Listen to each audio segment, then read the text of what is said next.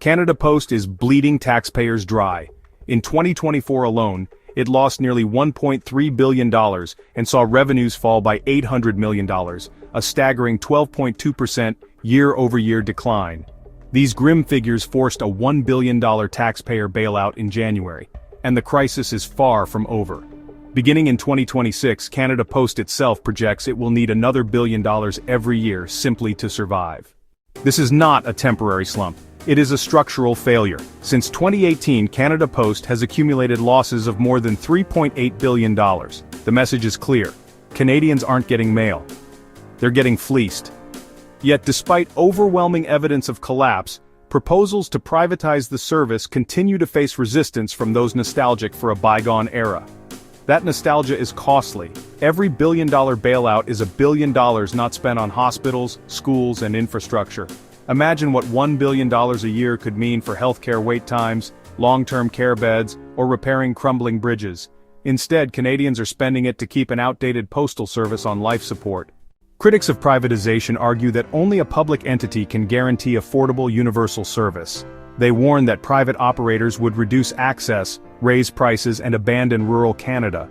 But the European experience tells a different story.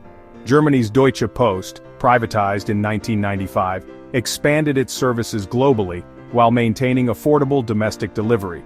The Netherlands' Post NL streamlined operations and introduced innovative parcel services to meet the demands of online shopping.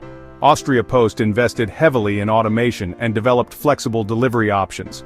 In all three cases, universal service requirements were preserved, prices remained affordable, and customers benefited from enhanced, innovative services.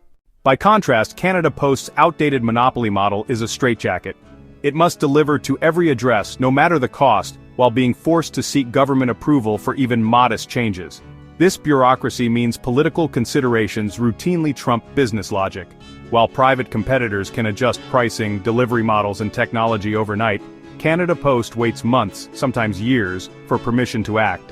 As if structural flaws weren't enough, labor instability has become another costly burden.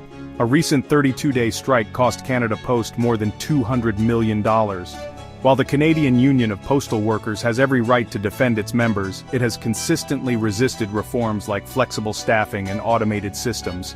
These are precisely the changes needed to bring the service into the modern era. With taxpayer bailouts guaranteeing survival, CUPW faces little pressure to change course. Canada Post has become less of a postal service than a taxpayer-funded job protection scheme. Former CEO Moya Greene understood this reality. After leaving Canada Post, she led the UK's Royal Mail through successful privatization. Her experience showed that public postal services can modernize without abandoning universal service. The lesson is simple: performance improves when failure is possible.